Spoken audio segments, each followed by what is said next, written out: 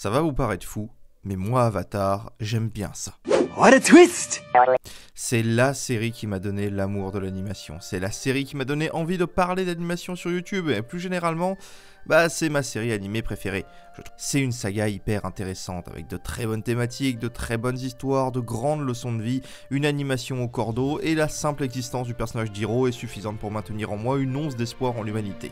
Ce qui se révèle plutôt paradoxal quand on voit la tête de la commu, qui est plutôt prompte à bien joyeusement se mettre sur la tronche. Alors bien sûr, si l'équilibre régnait sur le monde comme le voudrait l'Avatar, on pourrait simplement admettre que ce sont deux œuvres différentes qui racontent différemment une histoire différente, que ce sont deux personnages diamétralement opposés, que ce sont deux récits portant des thématiques différentes, mais dans les deux cas vraiment intéressantes. On pourrait... Ah non, vous maravez. Dire que Korra s'est prise depuis sa première apparition des tombereaux de matière fécale sur la gueule est un doux euphémisme. C'est une douche de caca, une chiasse cosmique qui lui tombe dessus depuis basiquement sa première apparition, mais surtout depuis les événements de la saison 2.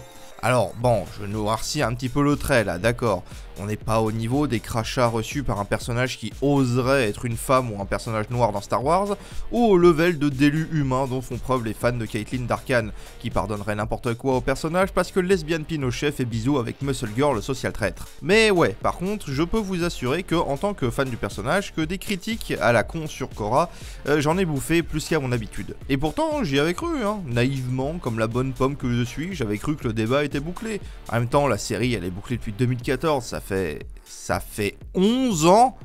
Ouh. Oh, celle-là, je l'avais pas vu venir.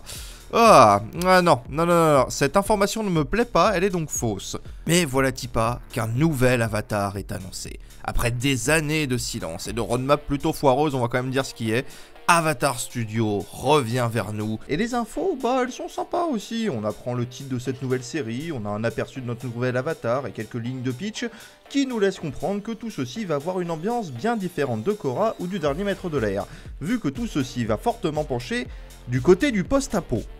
Ouais, je sais que beaucoup attendaient un nouvel Avatar moderne, visiblement on va avoir du post-apo technologique. Alors, moi je dis pourquoi pas, sans non plus être sur les rotules à prier de joie. C'est différent de ce à quoi je m'attendais, mais ça a le mérite d'être inattendu. Et puis ce qui semble être proposé est à la fois attirant, mais aussi un petit peu inquiétant. Le coup du jumeau par exemple, c'est pas le truc le plus original qui soit, mais ça peut donner quelque chose de bon si c'est bien écrit. Peut-être qu'on va avoir un double avatar, peut-être deux semi-avatars, peut-être un avatar gentil et un avatar méchant, on sait pas. Par contre, si ces annonces ont permis de remettre quelque chose en perspective, c'est bien le rapport de la saga avec un autre personnage. Parce que oui, ça paraît un peu évident de le dire comme ça, mais si on est dans un contexte post-apo, c'est bien qu'il a fallu une apo. Puis là, vu la gueule du monde en plus, c'est pas de la petite apo du dimanche, Non, là on est sur de la bonne apo qui te ratiboise bien le monde. Et visiblement, la responsable de la dite apo, il y a plus ou moins de grandes chances que ce soit Korra. Et à partir de là, autant vous dire que la pièce, elle était remise dans la machine, mais alors bien remise.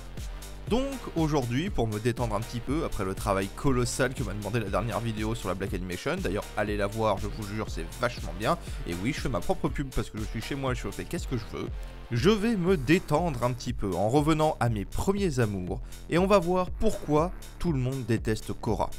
Et de manière générale, pourquoi est-ce que tout le monde a plutôt tort ?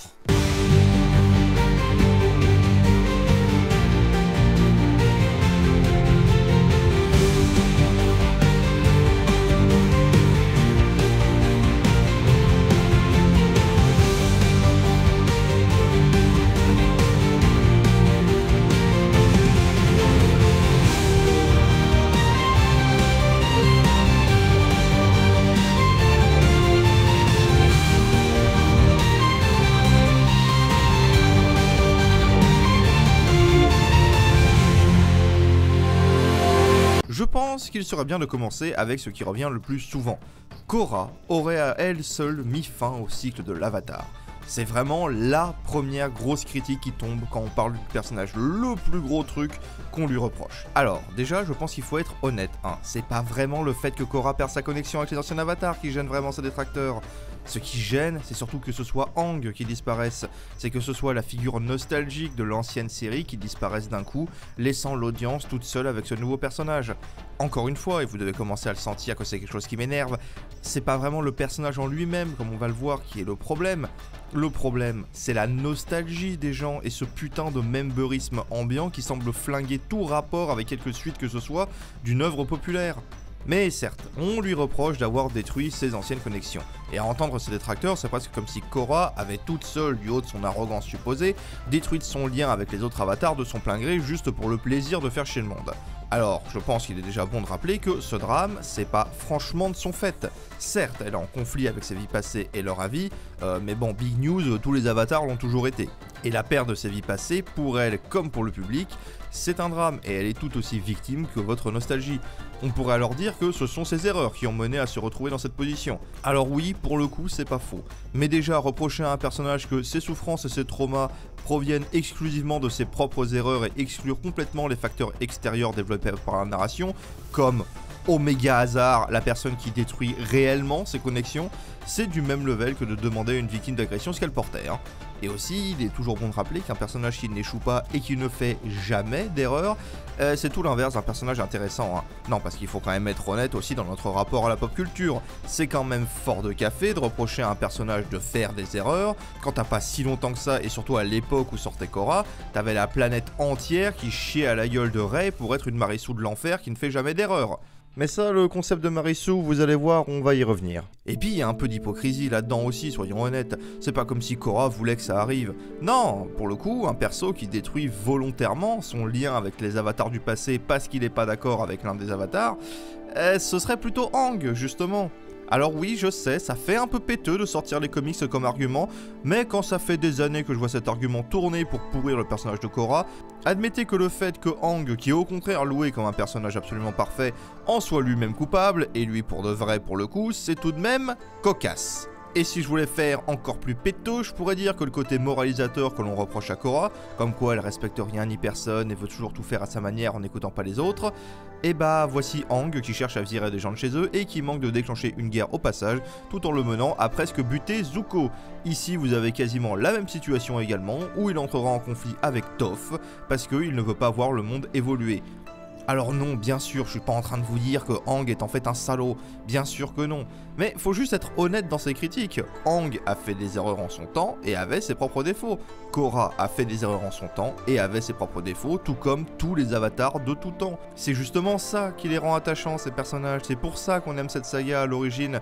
Parce que c'est des héros humains qui sont placés devant une responsabilité monstrueuse pour leur âge et leur mental, et dont ils doivent malgré tout se montrer dignes. Mais en vrai, au-delà d'un problème avec le personnage de Korra, je pense qu'il y a surtout un problème de lecture des thématiques de la saison 2. Alors oui, elle est loin d'être parfaite, ça j'en suis parfaitement d'accord, par contre ça veut pas dire qu'elle raconte rien. Que ce soit du côté de Tenzin et du rapport qu'il a avec son père, littéralement une mise en abîme du rapport du public avec la série, regardant avec une admiration démesurée la série du passé, se bloquant la possibilité d'apprécier ses propres accomplissements en les comparant constamment à ceux réalisés dans le passé. Voilà, on en revient encore à cet éternel problème de cette putain de nostalgie qui pourrit le cerveau des gens. I'll never be the man you were. You are right. You are trying to hold on to a false perception of yourself. You are not me, and you should not be me. Tout tourne dans cette saison autour du rapport au passé et à la nostalgie. La saison passe son temps à dénoncer le c'était mieux avant. Because you seem to have some grandiose delusion that we had a perfect, happy-go-lucky childhood. Guess what? We didn't. La gloire fantasmée des traditions anciennes de la tribu de l'eau, c'est ça qui fout la merde dans l'histoire. Pas le personnage de Korra qui se pense être supérieur à tous. Et ok, le personnage fait des erreurs, oui c'est vrai. Mais justement, on peut pas louer les épisodes de One comme étant les meilleurs de la saison pour derrière pourrir Korra pour ses erreurs. Tout l'arc de One, justement, est bâti autour du fait que c'est un personnage qui fait des erreurs. C'est un individu qui, comme Korra, s'est détourné des enseignements du passé, ceux de son père pour Korra, ceux de sa ville pour One, qui font de lourdes erreurs suite à cela, dans les deux cas libérés Vaatu, mais qui en paient le prix et en ressortent grandis et de meilleures versions d'eux-mêmes. Dans les deux cas, un avatar accompli et conscient de son rôle et de la dureté de leurs tâches, les menant tous les deux à une existence de combat et à une fin prématurée. Donc que tout ça mène à la fin de ce cycle de l'avatar, ouais, c'est tout à fait logique dans la construction du scénario. Un cycle se termine, un nouveau commence et on espère que celui-là produira des avatars avec un destin moins tragique et violent. Et bah ouais, permettez-moi une petite digression, mais on s'en rend pas forcément compte, mais l'avatar, c'est un individu au destin funeste. Faut se rendre compte que de tous les avatars qu'on connaît, il y en a pas un seul qui est parti de sa belle mort. Wan, déjà, il meurt tout seul sur un champ de bataille, super la fin glorieuse. Zeto, on sait pas vraiment, mais vu comment il est écrit, il y a bien moyen qu'il se soit fait assassiner. Yang Shen, elle était tellement liée au monde spirituel et à ses anciennes vies qu'elle avait du mal à distinguer le passé du présent, et sa connexion avec ses anciennes vies lui refaisait sans cesse revivre leurs traumas et leurs souffrances. Mon dieu, mais quel enfer, rien que d'imaginer ça. Kuruk, alors lui, c'est le pompon, il passe sa vie à combattre des esprits maléfiques que Yang Shen a laissé derrière elle, ça draine toute son énergie et ça le laisse complètement apathique aux problèmes de son monde. Puis sa femme se fait buter par Ko, le voleur de visage, il passe sa vie à la chercher et finit par mourir d'épuisement à 33 ans. Voilà, lui, sa vie, elle est pourrie de bout en bout, en plus tout le monde le considère comme un énorme loser. Merci, mais moi je veux pas sa vie, hein. Kiyoshi, oh bah j'ai fait toute une vidéo pour vous expliquer à quel point sa jeunesse basiquement puait, mais bon, elle, c'est vrai, elle a réussi à se loquer dans le temps grâce à la maîtrise de la Terre. Voilà, au passage, si jamais il y en a qui vous disent que la meilleure maîtrise c'est le feu, l'eau ou l'air, vous pourrez bien vous marrer. Donc ouais, Kiyoshi c'est bien la seule qui duta par selon ses propres conditions. Mais si on prend son âge, ça veut quand même dire qu'elle a vu tous ses amis, tous ceux à qui lui étaient chers, sa femme, leur fille, bah mourir. Bah ouais, quand tu vis 230 ans, t'es condamné à voir tous ceux que tu aimes y passer autour de toi, hein. Quant à Roku, son meilleur ami l'abandonne dans un volcan en éruption avant de lancer un génocide, j'adore. Le sommeil d'Aang a flingué son corps et il est mort, on sait pas comment, mais on sait qu'il a pas vécu vieux. Quant à Korra, eh bah visiblement elle a affronté un truc qui a littéralement détruit la planète. Donc ouais, les avatars ils ont pas une vie facile, hein, et leur destin il est pas enviable du tout. Et justement, comme on l'a vu, le thème de la saison 2, c'est la fin de ce cycle-là de violence. Alors, ça aurait pu être mieux fait, j'en suis totalement d'accord. Il y a notamment des gros problèmes de rythme et de pause dans le récit, mais clairement, reprocher à Korra d'avoir détruit elle-même ses connexions, ou en tout cas d'avoir provoqué cette destruction, alors qu'elle a juste eu la mauvaise idée de naître à l'époque de la fin d'un cycle et au début d'un autre, c'est quand même un peu salaud. Au contraire, ça en fait un perso encore plus tragique et intéressant, car désormais, elle est complètement seule et la première d'un tout nouveau cycle. Après, c'est pas les seuls reproches qui sont faits au personnage, parce qu'un truc qui revient souvent dans les critiques de Korra, c'est qu'elle a un caractère de cochon et qu'elle passe son temps à perdre. Alors déjà, pour le premier, faudrait quand même voir de quoi on se plaint. Korra se vante, est arrogante, se pense supérieure aux autres et rejette tout avis que le sien en début de série. Ouais, c'est vrai, mais breaking news, c'est une ado, c'est un personnage d'adolescent.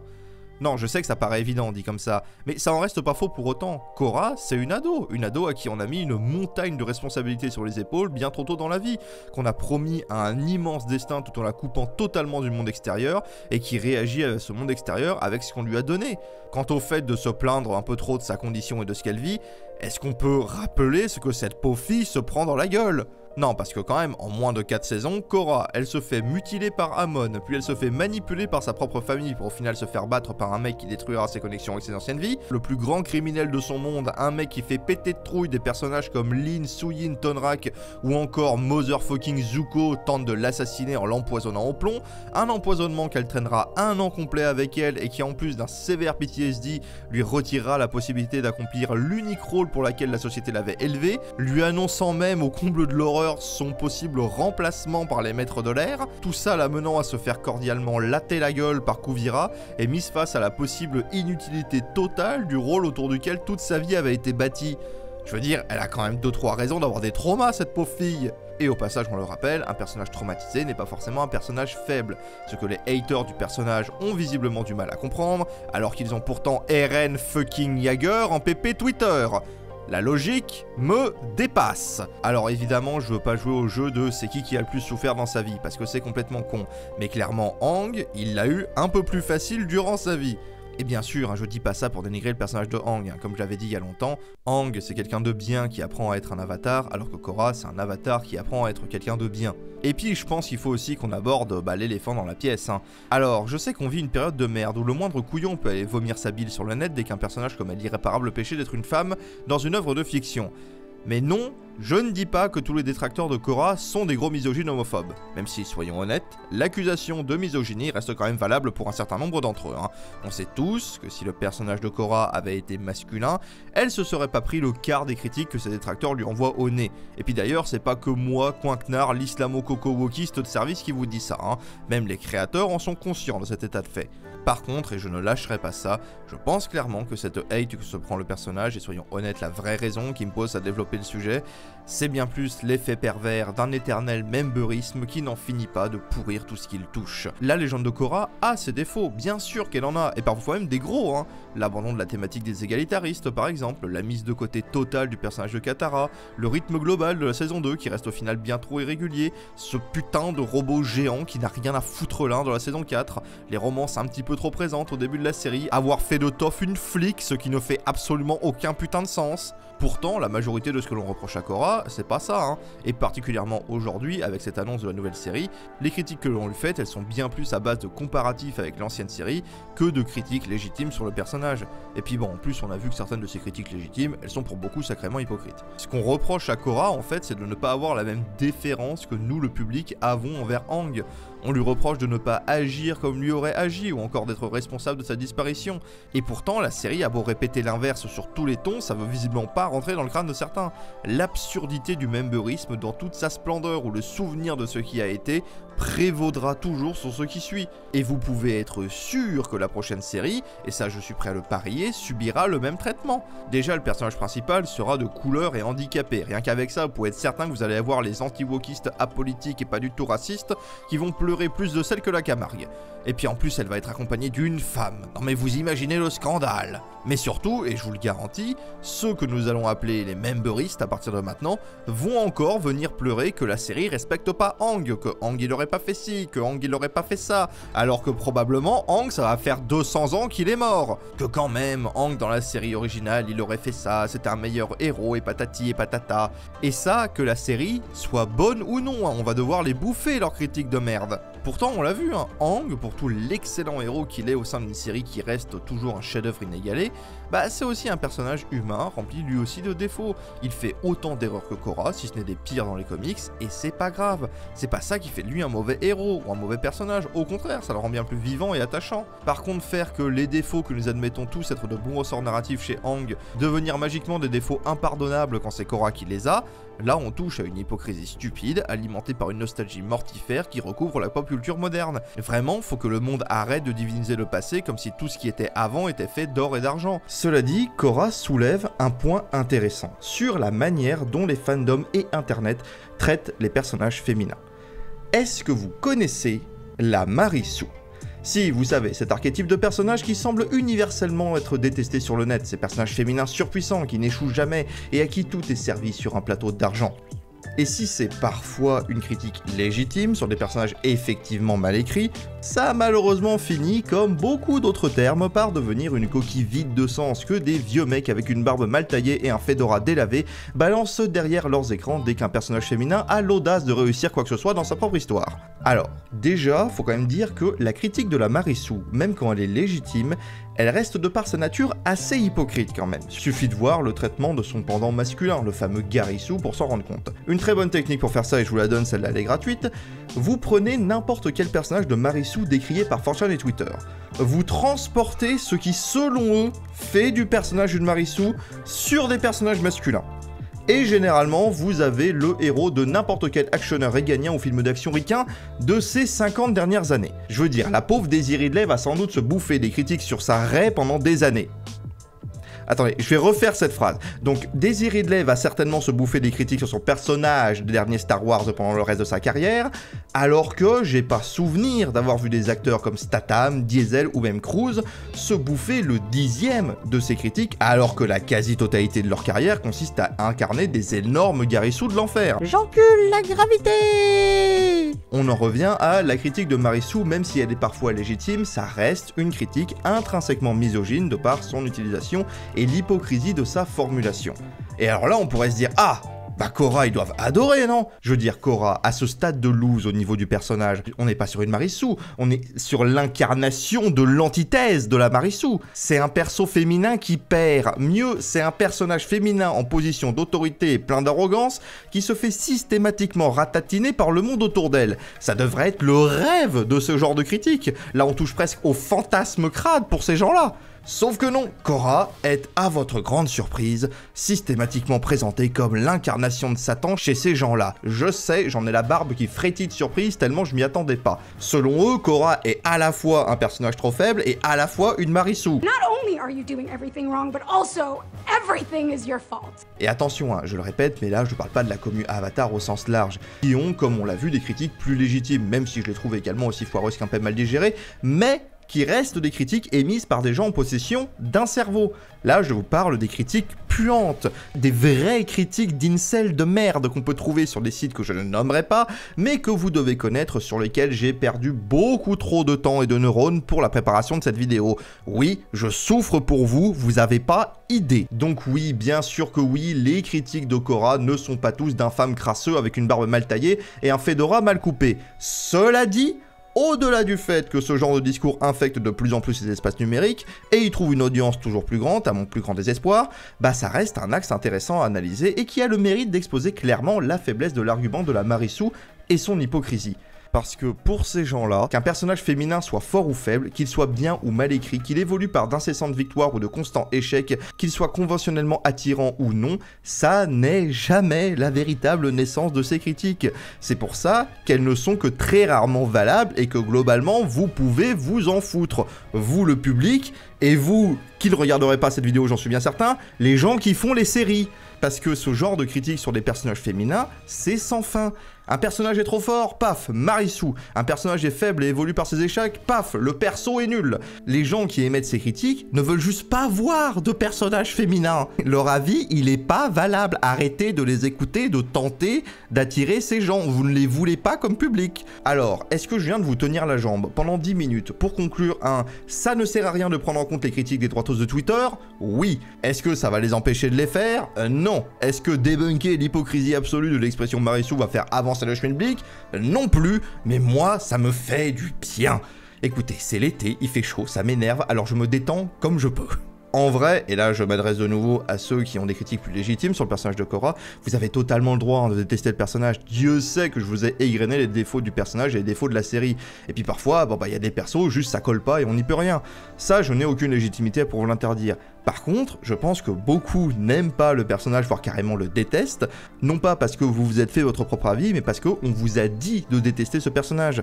Comme ces mêmes personnes vous disent de détester n'importe quel personnage racisé, féminin, queer ou les trois en même temps. Aang a raconté sa propre histoire avec ses défauts et ses qualités, Korra a raconté son propre voyage avec ses défauts et ses qualités. Et d'ailleurs, tenez, même les comics, ils ont leurs défauts, et pas des petits en plus. Par exemple, le fait que ça fait maintenant depuis la fin de la première série qu'on n'est toujours pas foutu de donner une fin correcte au personnage d'Azula. Je veux dire, même quand t'as tout un comics uniquement basé sur elle et son rapport au monde, on finit quand même sur un personnage qui bouge pas d'un poil à la fin. Pareil pour les aventures de Zuko à la Nation du Feu. Alors certaines sont intéressantes, je dis pas, notamment la toute dernière qui est sortie sur le rapport que la Nation du Feu entretient avec sa propre histoire. Ça fait des très bons parallèles avec le colonialisme et comment il est enseigné dans les anciens pays colonisateurs, coucou la guerre d'Algérie. Mais reste que quand même, un des seuls fils narratifs qui reste sur la durée, c'est de savoir si Zuko et Mei vont se remettre ensemble. Alors je sais que la tradition du shipping est centrale à la fandom d'Avatar, mais enfin là, ça fait 11 ans qu'on nous bassine avec ce mystère de si Izumi est la fille de Mei et de Zuko, et désolé, mais j'ai connu plus flamboyant comme fil narratif. Au final, que vous aimiez Korra ou non, là n'est pas vraiment le souci. Ce qui compte, c'est le pourquoi. Parce que Avatar, c'est un nom dur à porter, lourd des exigences de son héritage et du poids des souvenirs qu'a laissé Aang et ses aventures derrière lui. Être exigeant avec une telle saga, c'est tout à fait normal.